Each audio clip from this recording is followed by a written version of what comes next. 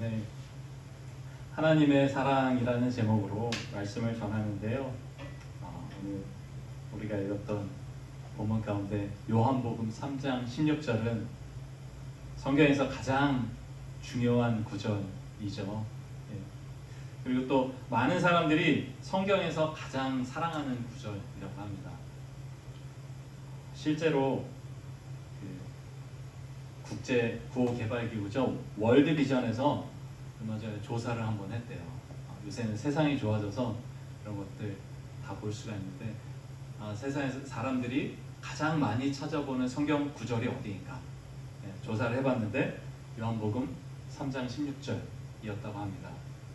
그래서 보니까 그 성경 읽기 웹사이트죠. 바이블 게이트웨이라고 영어 사이트인데요. 거기서도 해보고 구글에서 사람들이 어떤 것을 제일 많이 검색해보나 성경 구절 봤더니 요한복음 3장 16절이 매달 210만 건 검색이 된다고 합니다.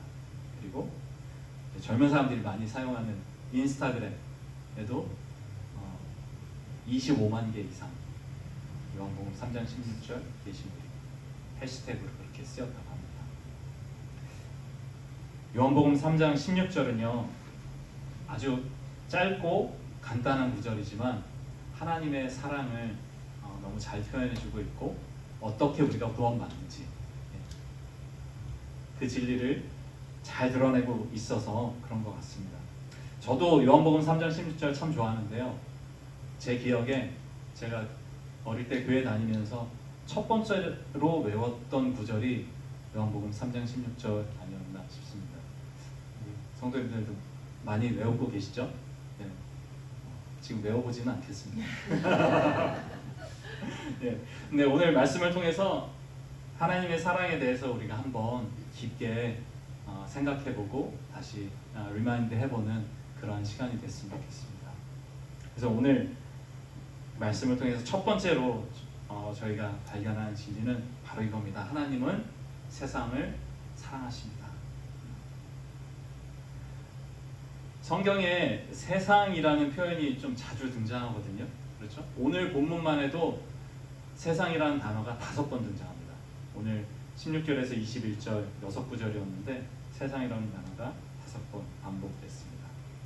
그런데 종종 이제 성경에서는 세상이라는 단어가 부정적인 의미로도 사용이 됩니다. 그렇죠? 그래서 세상을 사랑하지 말라, 세상을 따라가지 말라, 그렇게 부정적으로도 사용됩니다. 근데 이런 맥락에서 쓰이는 세상은 하나님 나라에 반대되는 세상, 그렇죠? 하나님의 가치에 반대되는 것, 그런 의미로서의 세상인데요.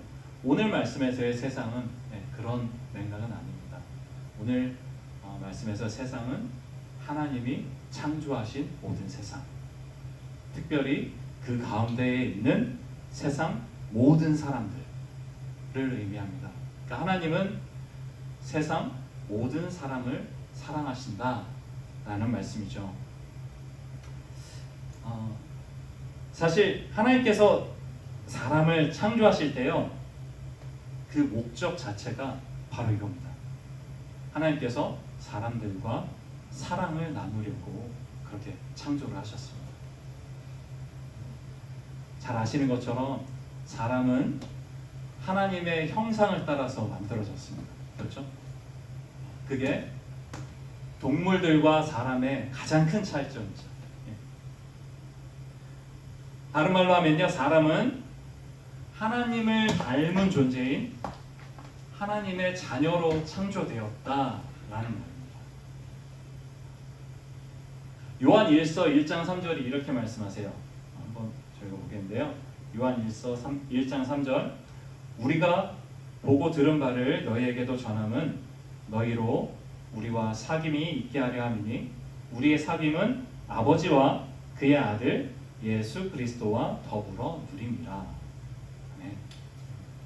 사람은요 하나님과 사귈 수 있는 존재입니다. 그렇죠? 사람은 하나님의 사랑의 대상이라는 점을 기억하시기 바랍니다. 근데 이게 놀라운 이유는요, 하나님께서는 이 사랑의 관계가 단순하게 신과 인간이라는 어떤 복종의 관계가 아니라 진짜 사랑의 관계가 되길 원하셨다는 겁니다. 그래서 하나님은 어떻게 하셨죠? 사람한테 주신 게 있습니다. 뭐냐면 바로 자유의지입니다. 다른 말로 하면 하나님은 인간에게 사랑할지 말지 선택을 할 수 있게 하셨다는 겁니다. 저희 아내가 저기 있는데 예를 들어서 아내가 이제 저를 사랑하죠. 저도 아내를 사랑하죠. 근데 아내가 제가 너무 멋있어서 보자마자 어찌할 바 없이 사랑을 했다. 그것도 사실이긴 한데 그런 게 아니라 선택한 거죠. 여러 가지 흠이 있음에도 불구하고 선택한 거죠. 사랑하기로. 근데 만약에요, 인간이 하나님께 무조건적으로 복종하도록 그렇게 하나님께서 만드셨다라고 하면, 그래서 그 결과로 인간이 하나님을 사랑한다면 그게 진짜 사랑이라고 말을 할 수가 있을까요? 그럼 로봇하고 다른 게 없잖아요. 그렇죠? 그런 측면에서 보면요, 이 자유의지라는 게 하나님께서 사람에게 주신 진짜로 놀라운 선물입니다. 사람이 진정한 사람이 되게 하는 게 그 자유의지이고, 사랑이 진짜 사랑이 되게 하는 게 자유의지입니다. 근데 이게 문제가 되죠. 왜요? 사람이 하나님을 사랑하기를 선택하는 게 아니라 이 자유의지를 가지고 자기가 옳다고 선택하는 것, 자기가 옳다고 생각하는 것을 선택한 것, 자기 눈에 보기에 좋은 걸 선택한 것, 그 때문에 문제가 됩니다. 그러니까 자기가 하나님만큼 지혜롭다고 생각해서 자기 눈으로 볼 때 자기를 더 행복하게 할 수 있을 것 같은 선택을 한 게 문제입니다. 그게 바로 아담과 하와가 선악과를 따먹은 거죠. 하나님보다 내가 더 옳은 선택을 할 수 있다고 생각하는 것, 이게 죄의 시작입니다. 여기 계신 분들은 사실 이제 다들 이제 자식을 키워보셔서 잘 아시죠. 예. 사랑하는 게 쉽지 않습니다. 예. 부모한테 있어서 자녀는 무슨 일이 있든 늘 사랑의 대상입니다. 근데 그 사랑 때문에 우리가 늘 속을 썩습니다. 그렇죠? 근데 자식 사랑만 그런가요? 사랑해 보면 죽도록 사랑해서 결혼한 부부들도 그 사랑 때문에 속을 썩죠. 너무 우리가 사랑의 관계에서 자주 상처를 받습니다. 그래서 사람들은요, 요새 젊은 사람들 한테 유행하는 말 중에 손절이라는 말이 있습니다. 그래서 손절 사회라는 책도 한국에서 나왔더라고요. 그러니까 관계를 생각해 봤을 때 나한테 이득이 되지 않는 관계다. 그러면 잘라버리는 겁니다. 어떻게든 해보고 어떻게든 이 관계를 세워보려고 하는 게 아니라 잘라버리는 거죠. 손절. 많은 상담가들도 어떤 때는 요새 그렇게 상담을 해주기도 합니다. 그래서 사람들은 심지어 부부관계도 자식관계도 다 그냥 끝내버리고 싶을 때가 있고 그렇게 하기도 하는 거죠.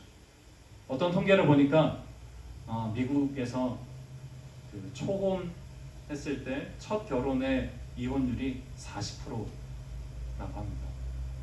두 번째 결혼하면 60%가 넘고요.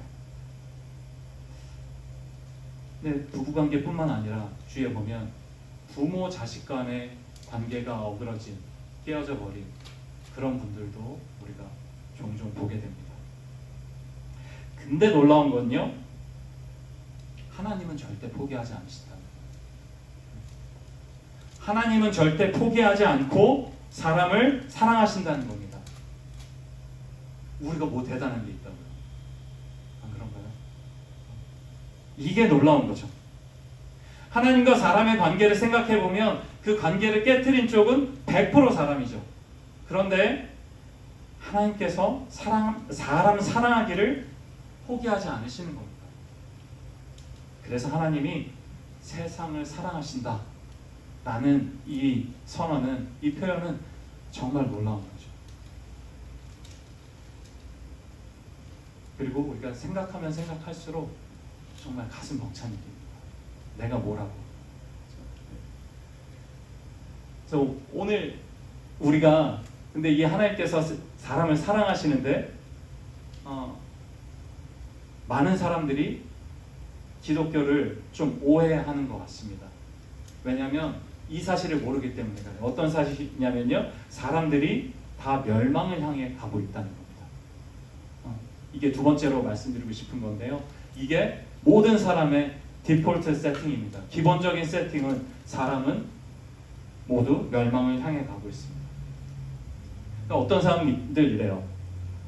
그래요, 하나님의 사랑에 대해서 말하니까 기독교 참 좋습니다. 그런데 예수 믿으면 천국 보내주고 예수 믿지 않으면 지옥 보낸다는 게 말이 안 되지 않나요?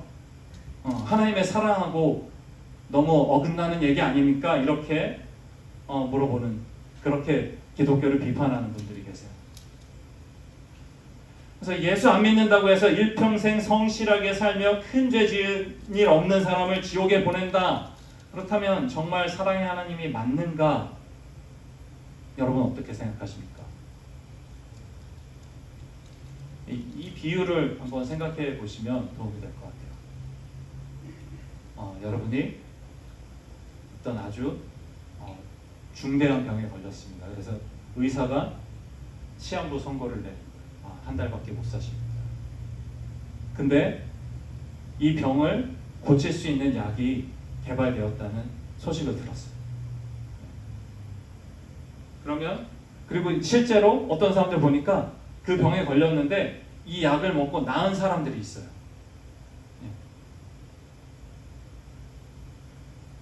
그렇다면 이 병을 나은 사람들이 이 약을 먹고 살았어요. 근데 그 병에 걸린 사람들 중에 이 약을 보고 이거 진짜 낫는 거 맞아? 하고 그런 마음이 들어서 결국은 먹지 않고 죽은 사람들이 있습니다.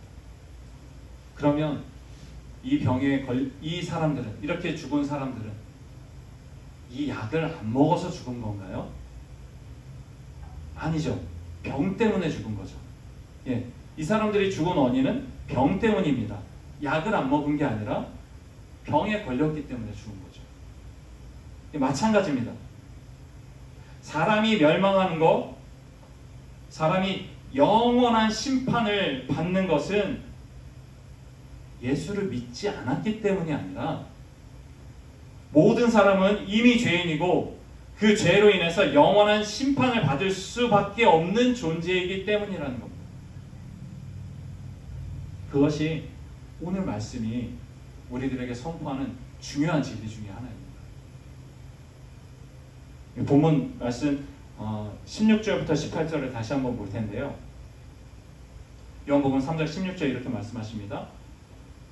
하나님이 세상을 이처럼 사랑하사 독생자를 주셨으니 이는 그를 믿는 자마다 멸망하지 않고 영생을 얻게 하려 하심이라.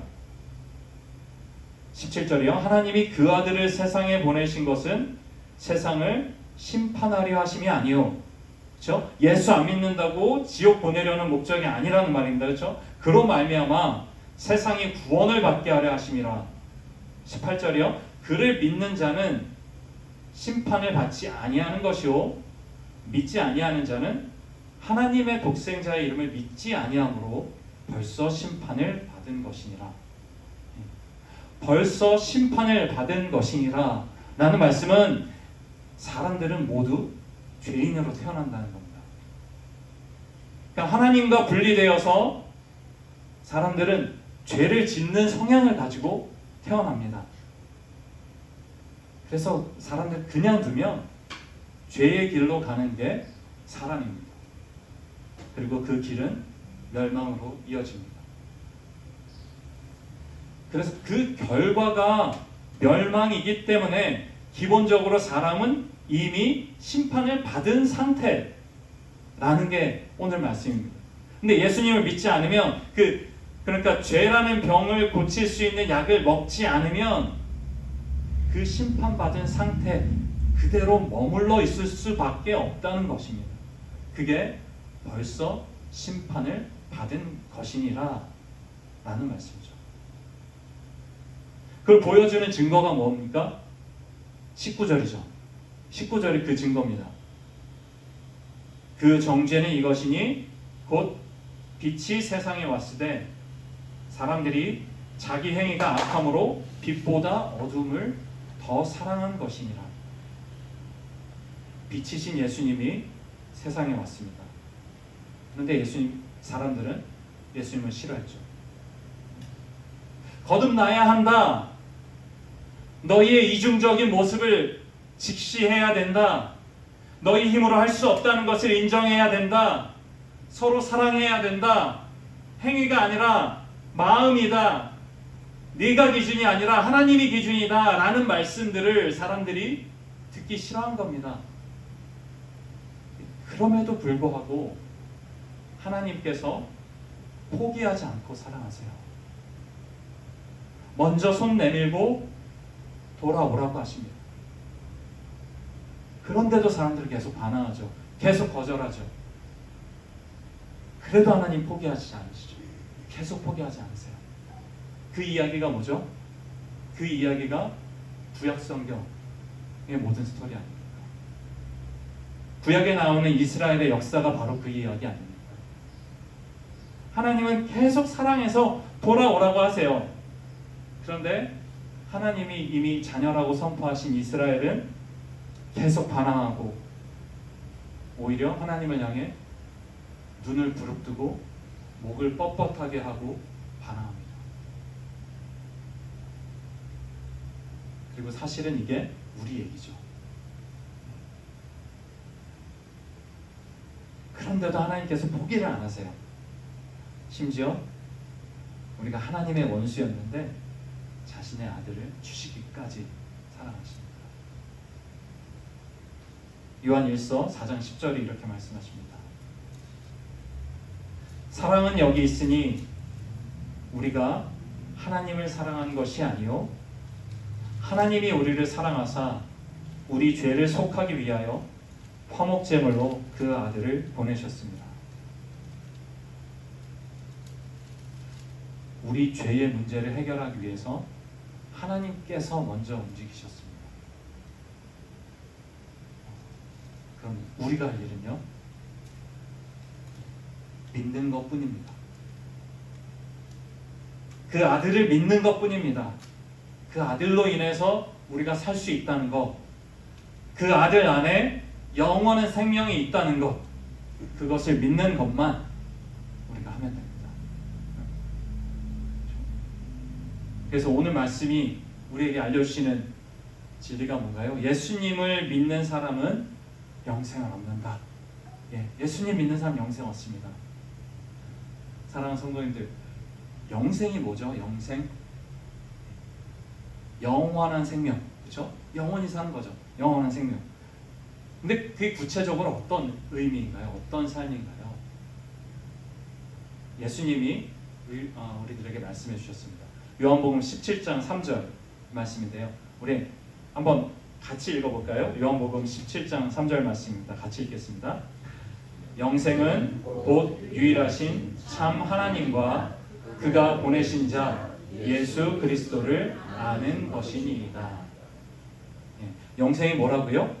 그러니까 영원한 생명을 가지고 산다는 것은 유일하신 참 하나님을 아는 것이고 예수 그리스도를 아는 것이다 라고 예수님께서 말씀하신 거죠.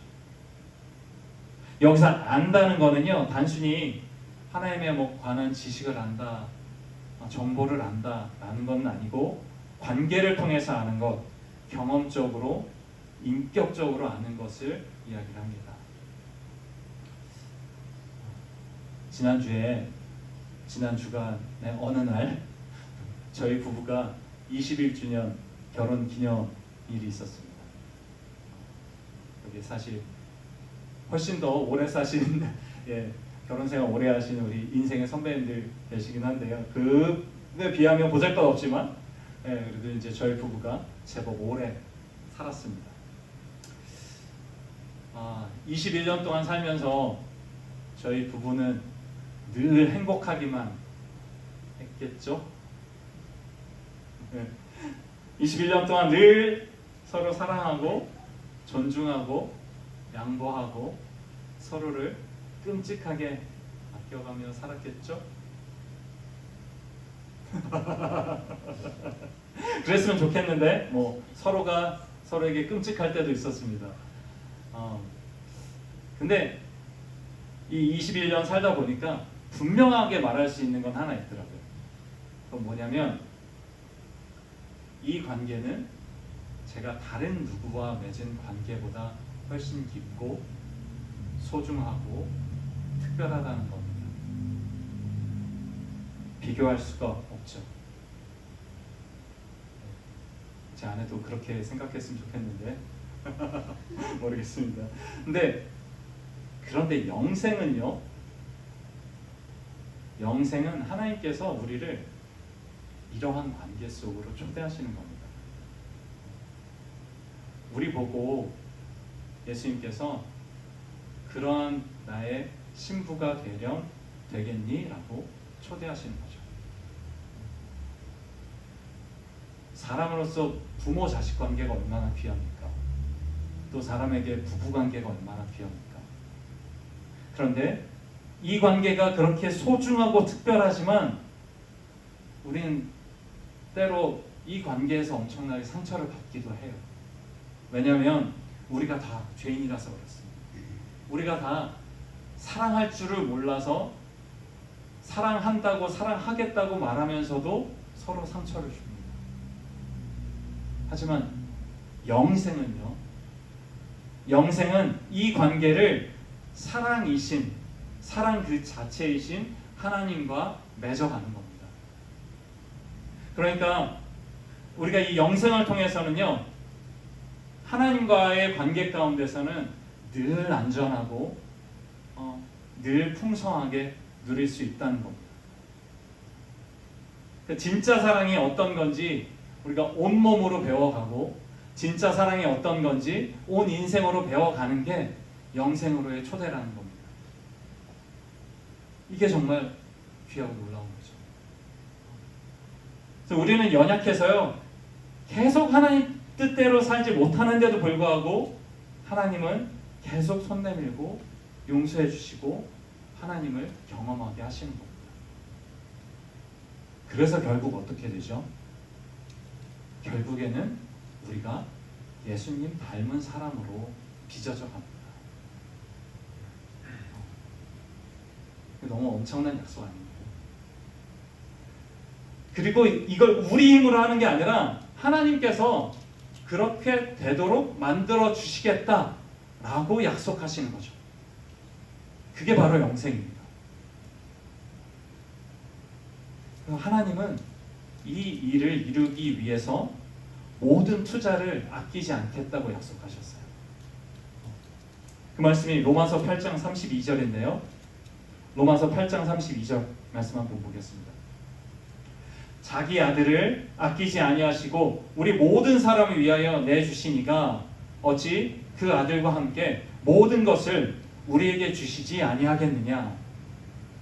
하나님을 대적하고 어둠을 더 사랑하는 우리들을 하나님께서는요, 자신의 완벽한 아들이신 예수님 닮은 사람으로 빚어가겠다고 말씀하셨습니다. 그리고 그 일을 위해서 자기 아들을 내어주셨어요. 그리고 그 일을 위해 하나님께서 더 이상 아낄 게 없다, 다른 어떤 것도 다 내어주겠다라고 약속하시는 겁니다. 그러니까 하나님께서 우리를 사람답게 만들어 가시려고, 우리를 그 원래 창조하신 목적대로 만들어 가시려고 그 아들의 형상을 본받게 하기 위해서 필요한 모든 일을 하시겠다고 지금 약속하고 계시는 거죠. 그러면 하나님께서 하실 거니까 이 일을 위해서 우리가 할 일은 뭔가요? 우리가 할 일은 믿기만 하면 되는 겁니다. 우리가 할 일은 믿는 거예요. 병을 고칠 수 있는 약이 눈앞에 있으니까 그거 믿고 먹으라는 겁니다. 영원한 생명이 예수 그리스도 안에 있으니까 영원한 생명이신 예수, 생명의 양식 대신 예수 그리스도를 먹으라는 겁니다. 이걸 누가 할 수 있죠? 누구든지요. 누구든지요. 죄가 많든 적든, 돈이 많든 적든, 누구든지요. 잘났든 못났든 누구든지 예수를 믿으면 구원을 받습니다. 영생을 얻습니다. 하나님과의 참된 관계 속으로 들어가서 예수 그리스도를 알고 그와 같은 모습으로 닮아가게 된다라고 약속하시는 겁니다. 이 일이 어떻게 가능하죠? 전능하신 하나님께서 약속하셨으니까 가능합니다. 로마서 10장 9절에서 11절 말씀입니다. 로마서 10장 9절에서 11절 우리 같이 한번 읽어볼까요? 조금 길긴 하지만요. 같이 읽겠습니다. 시작. 내가 만일 내 입으로 예수를 주로 시인하며 또 하나님께서 그를 죽은 자 가운데서 살리신 것을 내 마음에 믿으면 구원을 받으리라. 사람이 마음으로 믿어 의에 이르고 입으로 시인하여 구원에 이르느니라. 성경에 이르되 누구든지 그를 믿는 자는 부끄러움을 당하지 아니하리라 하니. 아멘. 하나님의 사랑은 모든 사람을 위한 것이고요. 하나님은 모든 사람에게 영생을 주기를 원하십니다. 누구든지 구원받을 수 있습니다. 그런데 모두가 그것을 자동으로 받는 건 아닙니다. 그렇죠? 믿어야 합니다. 예수를 믿어야 합니다. 그 믿음은 예수님께서 나 대신 죽었다라는 것을 믿는 것이고 예수님께서 죽음에서 부활했다는 것을 믿는 겁니다. 요구되는 건 오직 믿음이죠. 근데 믿는다는 것은 단순히 말뿐인 것은 아니죠. 믿으면 필연적으로 행동하게 됩니다. 행하게 됩니다. 그런데 그게 거창한 게 아니라요. 그 믿음으로 한 발자국 내딛는 겁니다. 그때 시작됩니다. 니고데모처럼 밤에 예수님을 찾아오는 것으로 시작됩니다. 비록 다른 사람 시선을 의식해서 밤에 올 수밖에 없었지만 그때라도 찾아오면, 그 믿음으로 찾아오면 시작이 됩니다. 남들 시선 때문에 부끄러워서 예배당 와서 맨 구석에 앉아있는 사람일지라도 그 믿음의 걸음에서 그 영생이 시작됩니다.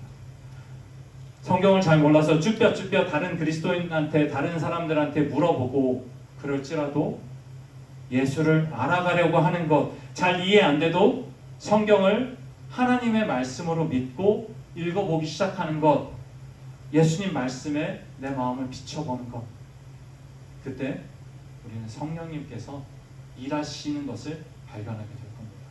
하나님께서 만들어가고 계신 것을 발견하게 될 겁니다. 오늘 본문 말씀을 보면 진리를 행하는 자는 빛으로 온다고 말씀하십니다. 그런 사람들은 빛 대신 예수님께로 나옵니다. 말씀이신 예수님께로 나옵니다. 거기에 영원한 생명이 있습니다. 거기에 어디서도 맛볼 수 없는 풍성함이 있습니다. 무엇과도 비교할 수 없는 기쁨이 있습니다.